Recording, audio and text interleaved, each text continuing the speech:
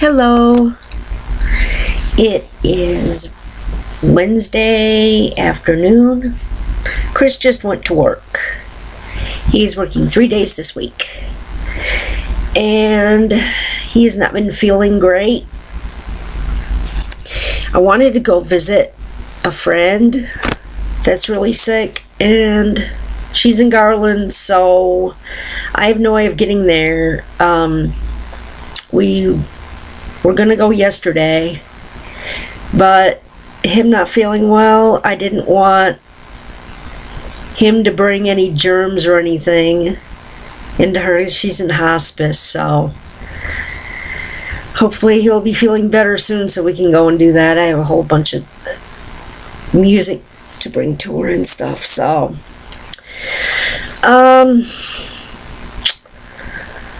I've been kind of flipping back and forth between doing some surveys. Haven't gotten paid yet. I have about $65 coming to me from one site, but so far they haven't paid me, and it's been weeks. They're getting longer and longer every time, so I don't know. The other ones I don't have what's near. The one I'm waiting for is Zoombucks, and they owe me $65. And I have this many things I do every day. And I go through there, and they all have different, anywhere from 25 to 50 to points you get or whatever. You have to get so many points and cash out. So I've been kind of depressed the past few times at church because I haven't had anything to give. I'm a tither, but if I don't make anything, I don't have anything to give. So that was a little depressing.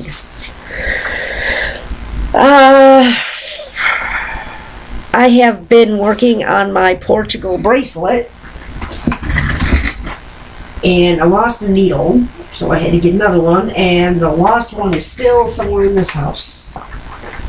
Now, this is, we hold this up upside down so you can see, or backwards so you can see it right way. It's supposed to look like, here, let me show you a bigger picture of it. It's supposed to look like this, basically. And it's really detailed. I'm trying to make it as detailed as possible. What I do is I look on there, and then I make a little graph, and then I do my bead weaving. So you can see that's all little beads on there. And it's going to be a bracelet. I'm going to actually make the toggle clasp out of beads because I learned how to do that. So I haven't priced it. I'm going to just concentrate on making it and then figure out from there, because I need to... I'm also working on some jewelry making blogging tips and different I'm not pounding myself over it like I was, but after I do my surveys, if I have some time, little bit, I'm enrolled in some free, everything is free, email marketing, something from WooRank called Digital Marketing Training, which is a 30-week course, I think. And it just gives you some different things to do to make your website better, which I found out some applies to me and some doesn't, because if I try to do everything in these, my website gets really cluttered. Like I had email sign up and a call me button, and those are all good things in general. But when you go to a jewelry website, you don't normally see those things. So they'd be good for, say, if I was selling t-shirts or radios or stereos or something, but not jewelry so much. Jewelry sites are supposed to be more refined looking or artsy, or so I had to take some of the things out. Like I took out my email thing, my contact, my I redid my whole site. I took out a bunch of stuff to make it look more elegant. And so I'm going through some of these and learning how to choose keywords. And what I'm doing then is I also printed out a bunch of, I'm taking an online marketing course. Again, this is all free for the farmers market customers, since I sell at a farmers market and I have an online website. They're two different things, so I need to make sure I get each segment separate. So I'm going through this email farmers market course and telling me to get to know my customers. So what I did was I'm making surveys right now.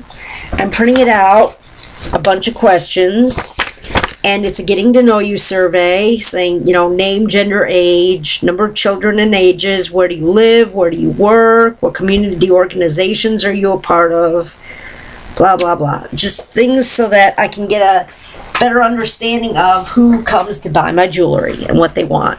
It's mainly targeted for the managers, but I'm tweaking it so that it can help my business.